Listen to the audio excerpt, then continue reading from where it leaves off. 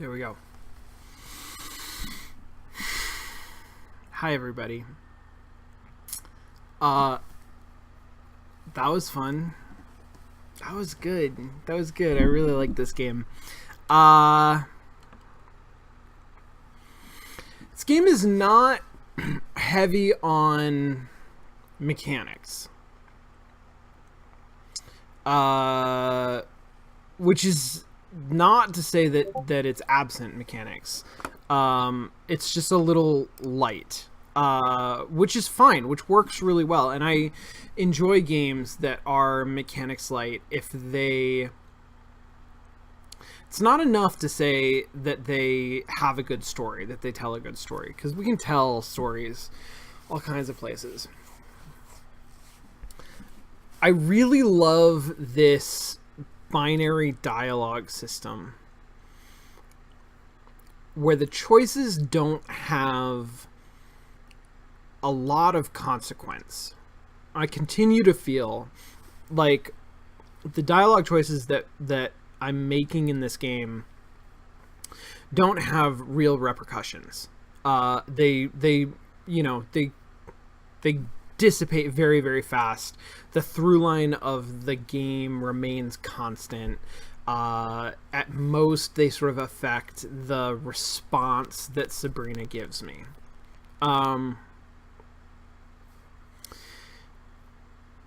But the experience of choosing between those options, it's two things. It's another channel that the designers have to communicate to the player.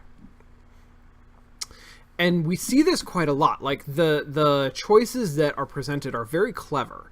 And they're clever in a way that having those choices is suggestive of things. So, just as an example, there was one where I could respond, I love David and Cecily and Sabrina, or I love Sabrina and David and Cecily. And the fact that those are presented as two different options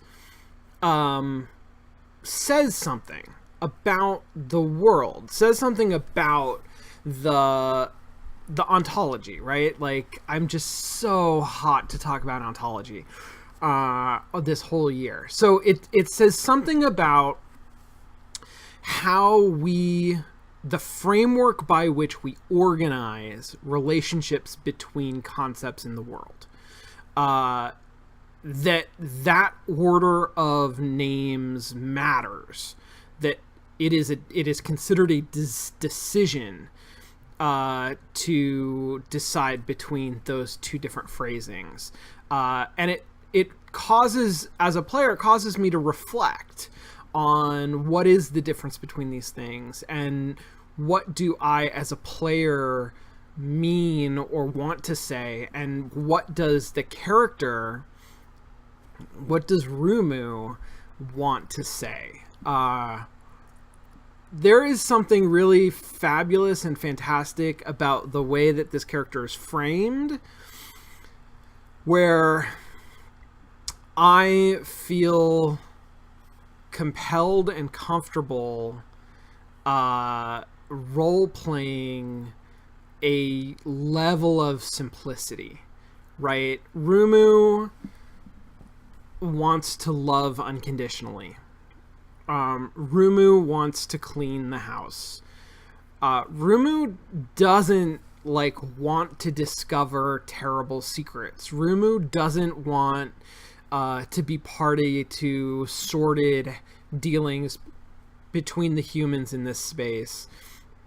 Rumu doesn't want to deal with tragedy. Rumu will do those things in the pursuit of sort of the normal cleanliness of the house, but not in any kind of a malicious, or not even malicious, but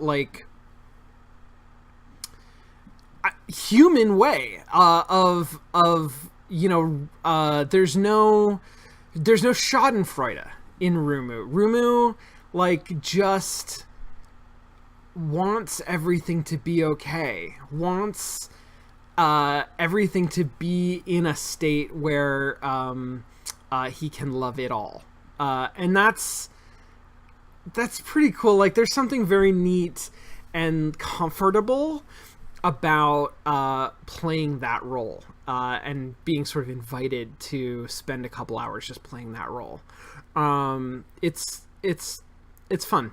It's fun. I like this. And then the dissonance between sort of being in that space, in that headspace, embodying Rumu, playing as Rumu and moving around as Rumu, and then recognizing how severely fucked up all of this is.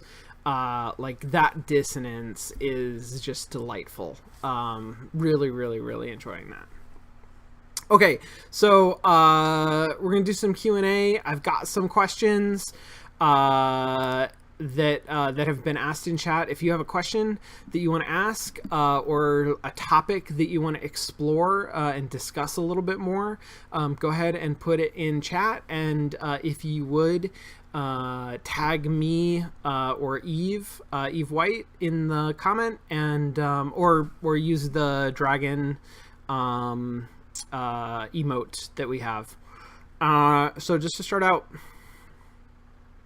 I think I'm looking at this right. Oh yeah. How do you think the simplicity of outlook of Rumu compares to the planet-crushing saving robot we played in previous game, Jedamero?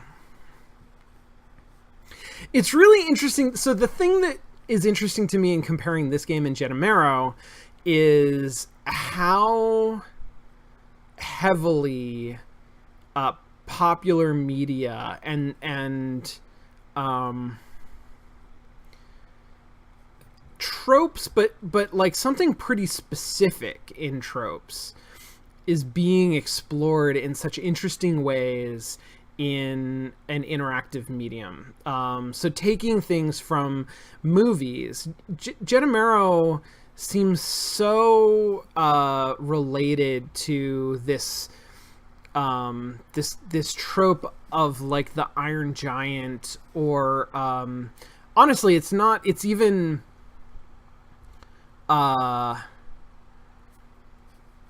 it is not always an artificial entity, right? Like, this is fundamentally who's the character with the rabbits from Mice and Men? Is it Lenny? This is like the Lenny character, right? The person who is designed in such a way that they are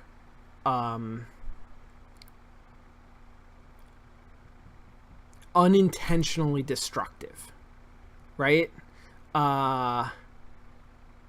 Is such a resonant kind of theme, and I feel like Jedamero takes the tropes that we're so familiar with in all kinds of media, in the Iron Giant, in a lot of anime, a lot, like all kinds of like mech stories, and that sometimes like have this idea of a tension between sort of protective and destructive, and this sort of like almost clumsy destruction. And then takes that tension that is sometimes displayed on screen in stories and turns it into something that as a player you can participate in. And this is, I mean, okay, so when I graduated from college, I got a computer science degree. I went to a research lab, a tech lab, and got a job doing programming on VR and simulations, for research purposes. And it was a good job. I mean, there were ups and downs, like any job. But I was pretty good at that, and was figuring it out. liked doing those kinds of things. Um,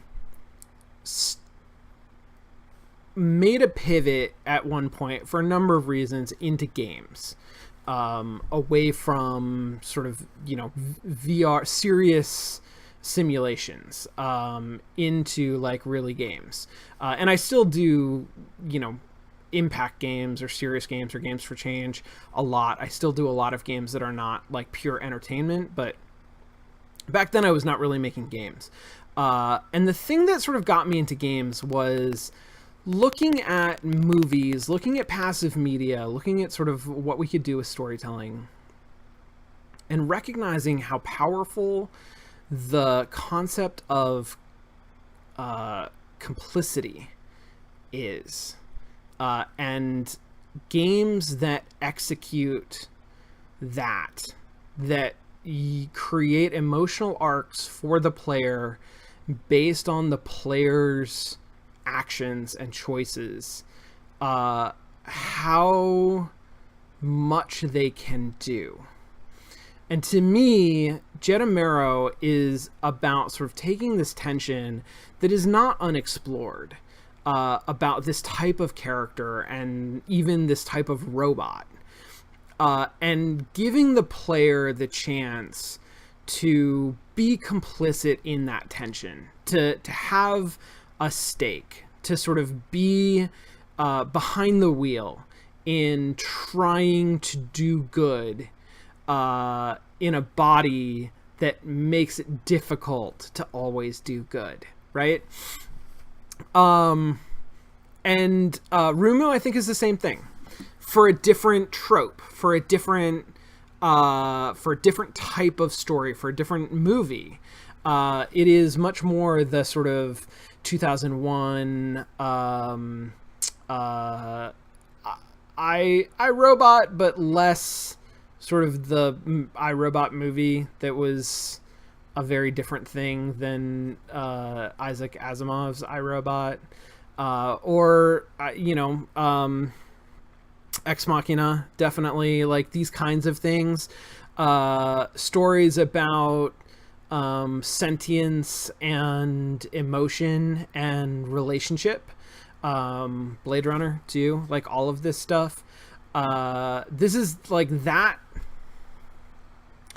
And I don't know that it is telling a radically different story. I don't know that it's exploring like a new arc, that it's trying to break ground in the type of story that we tell. But it's taking this story that has been told, with all of its trappings, with all of its sort of recognizable features, and giving it to the player in a way that they feel responsible for what they're doing, for what's happening. They feel complicit in the action. And that changes the way that you experience it, in like some pretty radical ways, that I find like super exciting. And this, to me, this is a very well executed example of this. Like this is just an extremely coherent, cohesive, like aesthetically pleasing, beautiful, well-written piece that is not systems heavy. It's not about simulating this situation, right? It's not about, like, in an educational game sense, like it's not about trying to create an ecosystem or even just like a simple tension and put it on display and allow you to experiment with it. There's none of that. There's very, very, very little of that. And what is there is like highly abstracted. It is all about taking this emotional story and making those emotions active, making them emotions that you are participating in, rather than simply observing. And I think that's super cool. I think that is the coolest thing that games can do. I think that games that are fun playgrounds, that are fun sandboxes, that are that offer opportunity to be proficient at a skill. Like those are all great. I love them all, but I think that like the highest, I don't want to say highest calling because that's different for sort of, that's very, very, very subjective. But subjectively, the thing that I think is most interesting, the coolest thing about interactive media is the ability to create these stories that that ask and require us to participate in them, and that add dimensionality because of that participation. These two things are like both about robots. Robot stories are always stories about isolating parts of the human experience. Our sort of our pop culture understanding of robots is that they are sort of a lower dimensional intelligences, that they are fully formed along some axis but simplified in other ways so that they're easier to examine. I don't know that resembles in any way what actual artificial intelligence looks like, or what it will look like when we sort of recognize it as that. But that is the way that in pop culture we sort of tend to use artificial intelligence as a prop to tell stories, is that it's, you know, it is the Iron Giant like symbolizes this particular idea or tension in a character, in sort of the relationship between action and intention. And Genomero is the same thing, right? It's all about this particular tension between action and intention. And the fact that he is a robot allows us to simplify out a lot of other things that would complicate that in a real person, in a human being. And similarly, I think Rumu is a lot about questions about emotion, about love specifically, about abuse, and about truth, maybe even. And it you know, presenting it in this way allows us to simplify out a lot of extraneous parts of humanity that would complicate that story, right? Okay. Assuming that we recognize AI as people, this is from Jester, to what extent do their creators share responsibility for mistakes they make and problems they cause?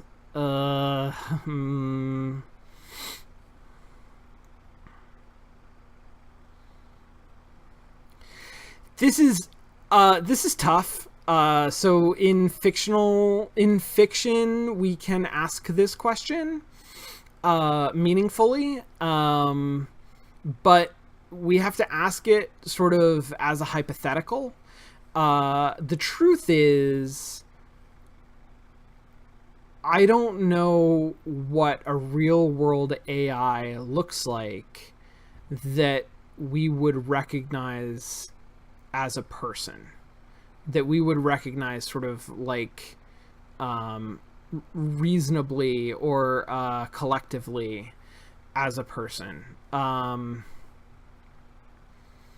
AI in the real world is very different from the way that it's often portrayed in media, in that it is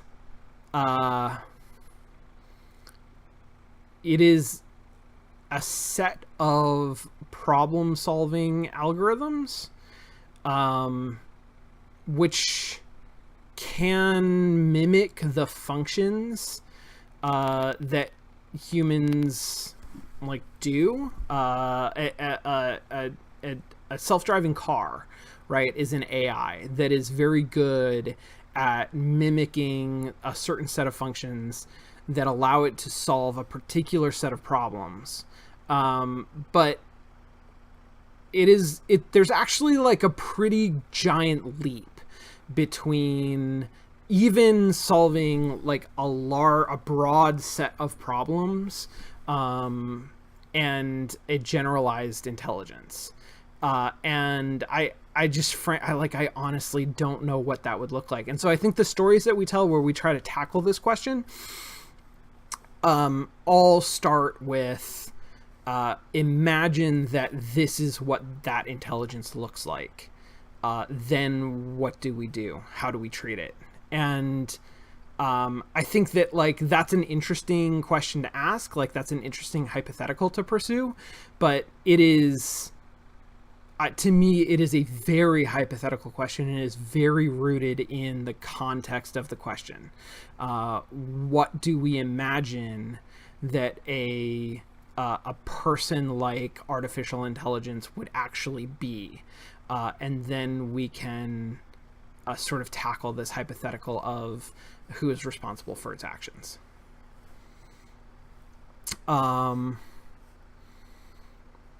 Does this game come with a content warning? Do you think it should?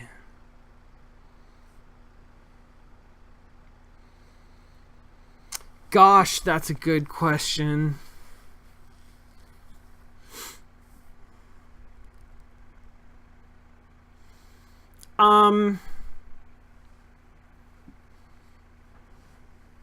So as far as I know, this game doesn't come with a content warning. In general, the content warnings on games come in the form of ESRB ratings or similar in different regions. But ESRB ratings are only given to sort of major publisher releases. Because the process of getting one is relatively expensive, and so a game like this that is independently created and published, though doesn't have the resources to spare to go about getting that kind of warning label, age warning label. Now that doesn't mean that you can't provide some kind of content warning yourself as a developer, and that's a tricky thing to sort of to figure out what is appropriate. And I guess that's really what we're asking, right? Is what would be appropriate? Would it be appropriate to say this game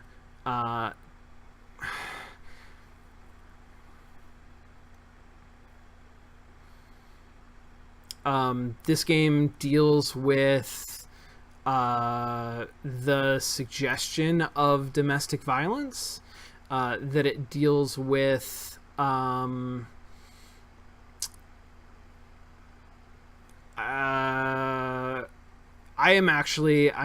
ill-equipped to sort of come up with what the content warnings for this game could be, but like that is something that I'm sure we could communally come up with, right? What would be appropriate things that you might want to warn somebody about when they're getting into before they start playing this game.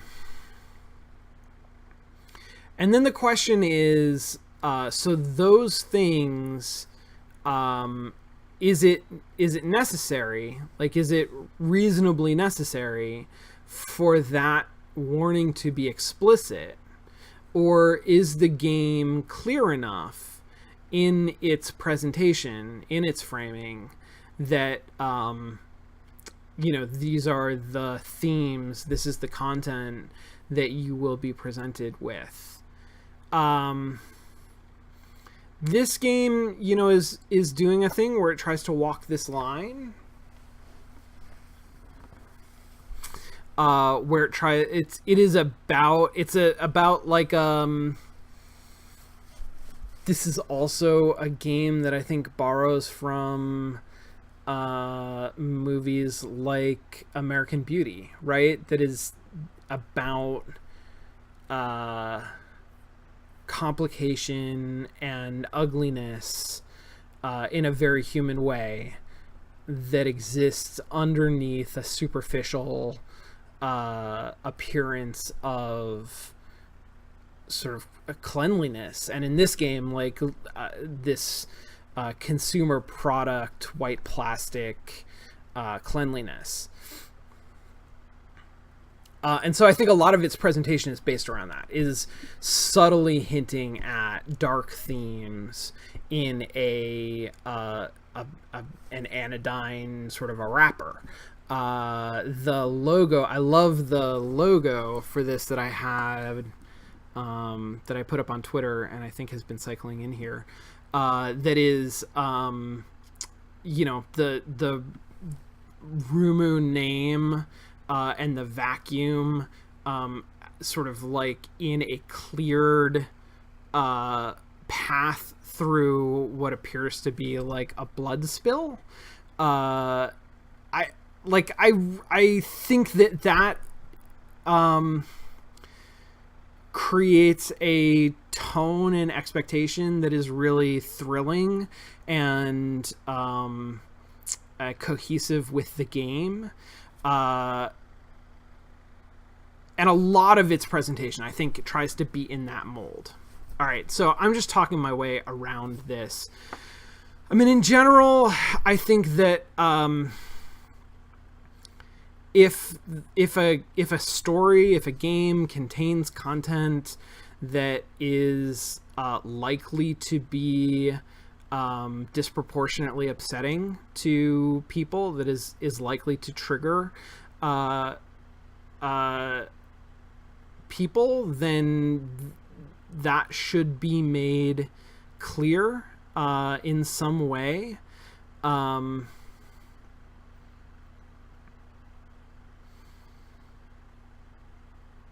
I think socially we are still figuring out exactly what that means and exactly what those things are and what those themes are. And I think that this game, I don't know. I guess there's a question of like, where is this going to go? If it doesn't get more explicit than this, so far there's been the sort of the content in this game is that of a sort of, not quite imperfect domestic partnership, and the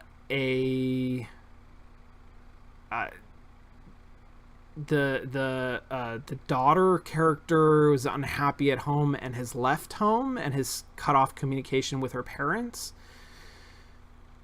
There's suggestion that there's something sinister going on, but I don't know. I honestly don't know, like, at what point that suggestion becomes difficult for somebody to deal with. At what point, like, that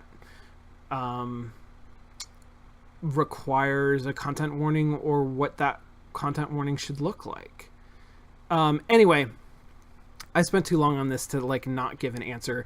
I think the real answer is that I am not an expert on this, and there are people who are, and I would absolutely defer to them on this subject. This game is tricky because it seems to hint at things that it hasn't actually delved into, and I don't know how to handle that, but I'm certain that other people have given this a great deal of thought, and that there are standards and practices, even if they're not well implemented across the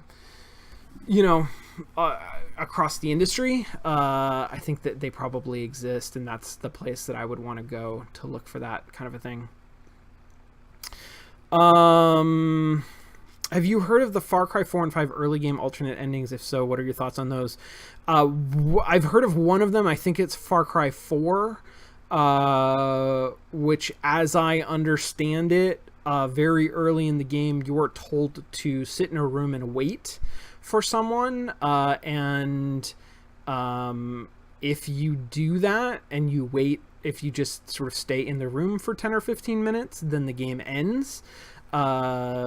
In sort of like a victory of sorts, but that players typically do not do that because asking a player to sit in a room for 10 or 15 minutes is ridiculous. So they, break out of the room, leave the room, and go on a wild adventure and play the game. I think it's interesting. I think it's slightly less interesting than the false ending in Arkham City, I think is the one that had a sort of a false ending. There's a way that you can play that game. I forget exactly how it works. You're either playing as Catwoman, and you are given the opportunity to go back and rescue Batman or escape with, your cat burglary, your goods. And I think you can do that. You can, just fuck off. And then Batman presumably gets out himself because he's Batman, but is, the game ends.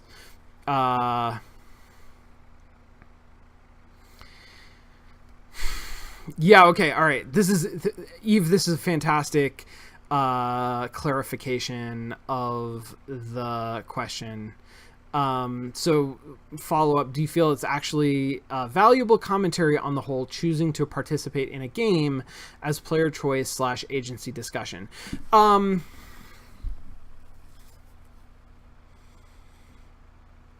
I think it's an interesting gimmick. I think it's not really.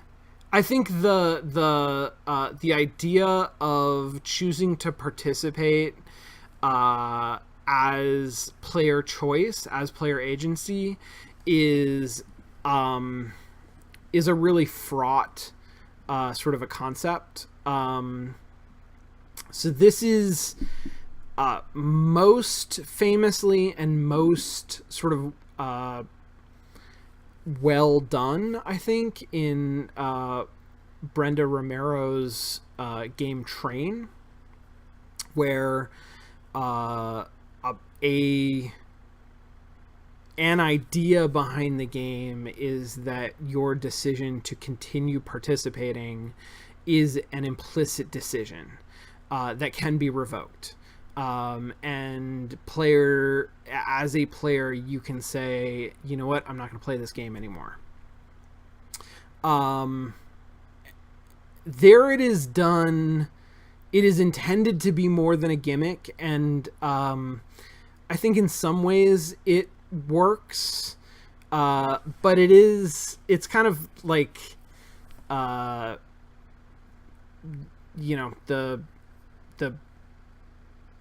the exception that proves the rule, that sort of tests this idea that it is done.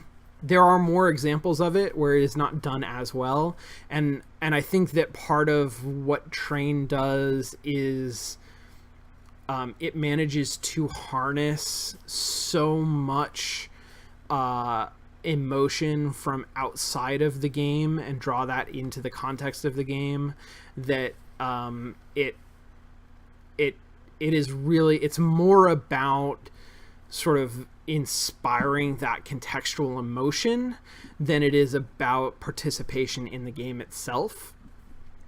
There's a point when you're playing Train where it's not that playing Train seems is making some kind of a statement that you're not comfortable with. It's that playing Train stops being fun, and sort of becomes I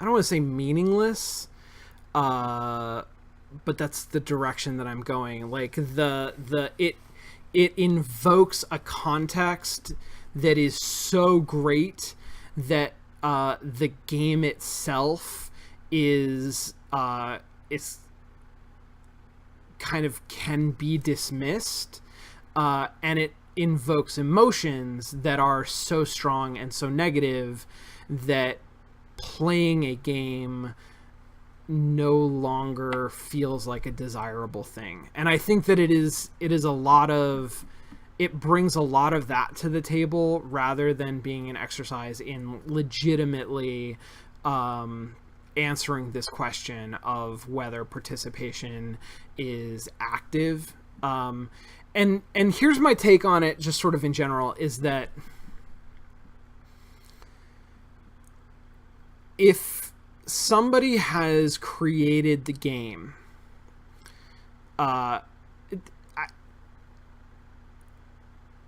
if somebody has created a game and invited a player to play it, then they are making an implicit statement that the game is worth playing. I think then turning that around, or attempting to turn that around, and claim that the player is making an implicit statement that the game is worth playing is like really kind of in bad faith and not really accurate. I think that players sort of take their cues from designers in the way that, like, all actors, all human beings take their cues from designers of the spaces and objects that they interact with. And if you create a game that can be played, then implicit in that is that you believe the game is worth playing. To create a game where you claim that it is a legitimate choice for the player to walk away from the game, I think is abandoning some of your responsibility as a designer. And so in general, I feel like it's a cop-out. It's not a real choice. It's a gimmick. And when it's used as a gimmick, in Far Cry or in Arkham City, where, like, yeah, it's a thing that you can do, and, like, maybe you'll do it. Like, it offers it to you as a legitimate, like, here is a, hey, here's a thing that maybe you could do. Do you think that we followed through on that? Do you think that we're presenting you this choice? Do you think that, like, there's a wall here? Or are we, like, really gonna let you do it? And Arkham Asylum it's interesting, but it also is, okay, you know what's more interesting than any of these is, and when I say interesting, I mean, like, frustrating, is,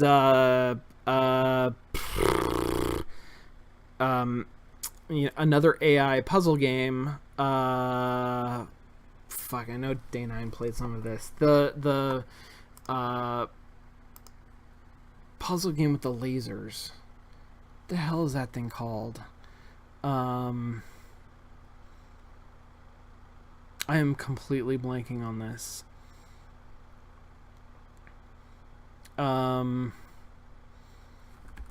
Robot puzzle game AI. Talos Principle. There we go. That was exactly the phrase that I needed to Google in order to find the name of the game. The Talos Principle has this same thing, and apologies if I'm spoiling Talos Principle for anybody. It's a puzzle game, so play it for the puzzles. But there is a moment at the end where you are asked to make a binary decision, and if you make the correct decision, then presumably the game ends, or you like go, I don't know, there's a victory condition. Presumably, if you make the wrong decision, then the game ends in just sort of failure. Like, and it's not. It is less explicit than that, but there's an opt out moment in the game, and if you take the opt out choice, then the game ends. As opposed to Arkham City, where if you take the opt-out choice, then the game, the credits roll, and after the credits roll, it drops you back into the game as though you hadn't made that choice. And as opposed to Far Cry, where, at least in Far Cry 4, as I understand it, the choice where you can opt out of the game happens at almost the very beginning of the experience. So when the game ends and you start over in essentially the same place. We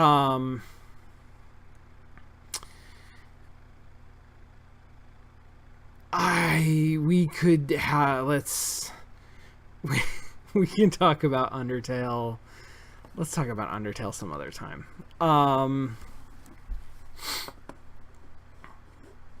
Okay.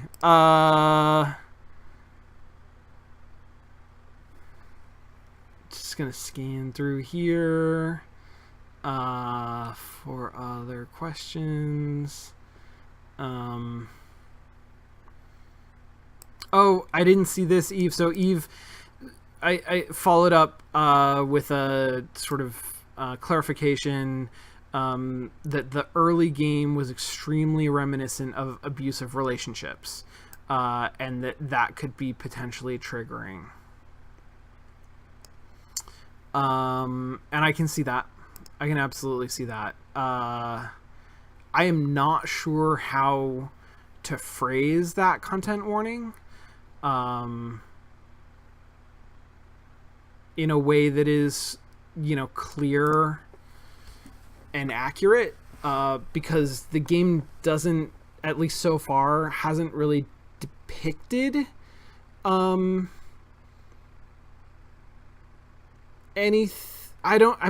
that it hasn't depicted anything. It's more, I don't know.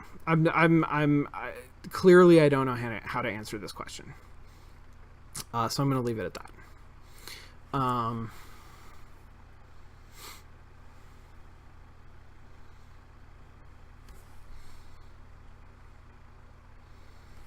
Okay.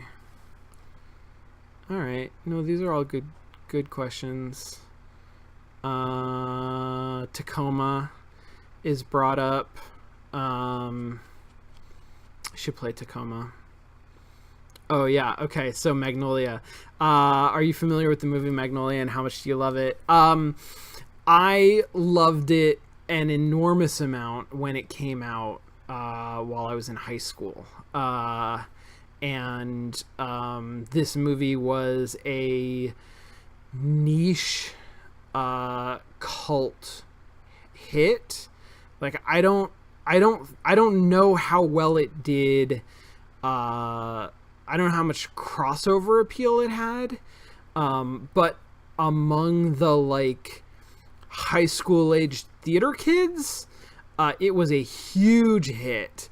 And there were a lot of screenings of Magnolia where, people in the back row of the theater would just throw handfuls of plastic frogs up into the air and shower everybody with them. Like, that was a big deal. It was a phenomenon.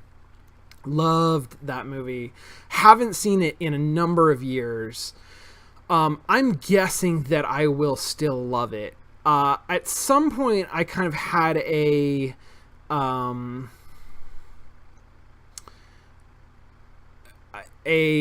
don't know what this was, like a moment of reflection on it, and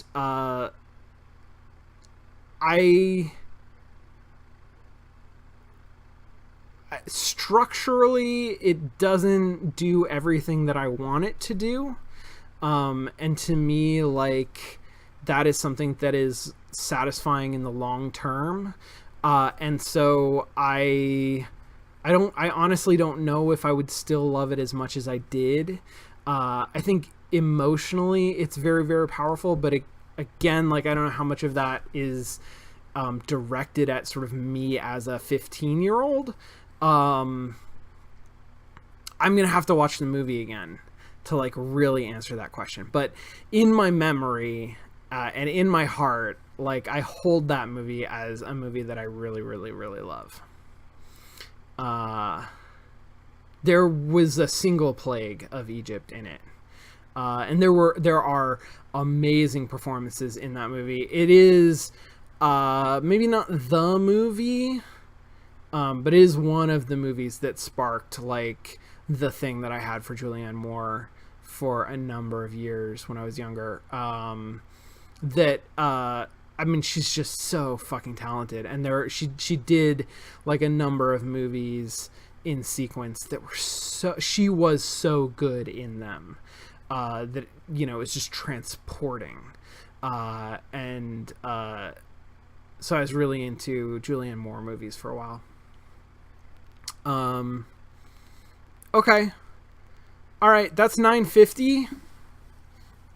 Oh, Eve linked me to an article that I saw a headline for.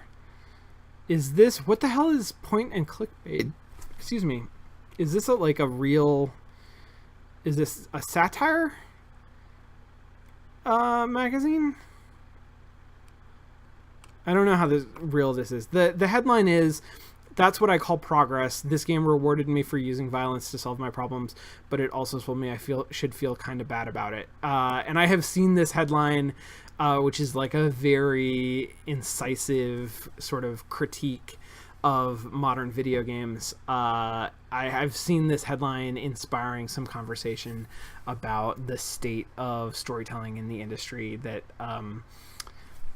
you know, is hard to disagree with. I think that, you know, the bottom line is that pop culture is pop culture, and we should absolutely critique it, and we should strive to improve it.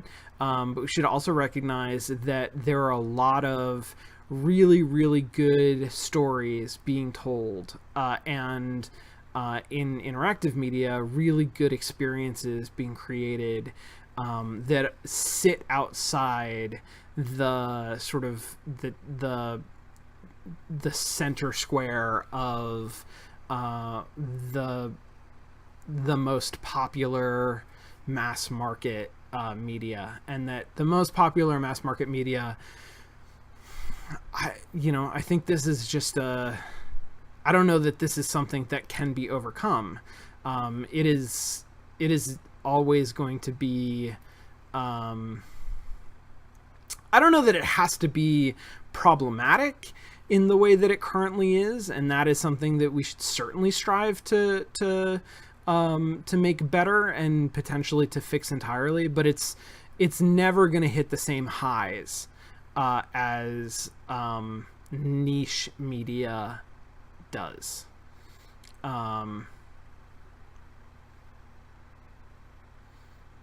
This is yeah. So this is, I mean, it does. I will read the article. And Eve is alerting me that this is essentially the Onion for games, which is cool. I'm not familiar with it as a journal, as like that there was an Onion for games. I think that the headline speaks for itself, and the article, I'm guessing then, is not going to be like a sincere article, which you could literally write a sincere article about your experience with the game and give it this headline. So I mean, I think the headline is calling out a problem that doesn't matter whether this is a satire or not. But yes, thank you. Okay, rad. Thanks, everybody. Thank you all for watching. Thanks for hanging out. Thanks for sticking with us for the Q&A. I was extremely rambly tonight, cornered by questions that I did not have good answers to. Apologize for that. Special shout out to all of the Twitch subscribers. Thank you very much for subscribing to this channel. It's very generous of you, and I appreciate it a lot. For everybody who supports the community in all sorts of ways, through donations and cheers, but also through being a part of the chat, by being a part of the Discord, by being active and engaged on Twitter and on YouTube. All of these things, really appreciate it. I think that a lot of people find some connection to this community, and enjoy that it exists, and being able to reach out and talk to each other. And so thank you to everybody who makes that possible. Yeah, that's basically it. Thanks for being here. You guys are all awesome. I will see you on Thursday for Mostly Walking. I'll see you next week for the second half of Rumu, which I am about as excited as I could possibly be for. Yeah, oh shit, is that... I think that's right. So a week from today is the 8th. On the 9th is the USC Expo, which is the biggest festival of games that USC has ever put on. And it is a massive undertaking, and it's going to be an amazing day. I think that I will be able to stream on the 8th. No, wait. There's something else going on.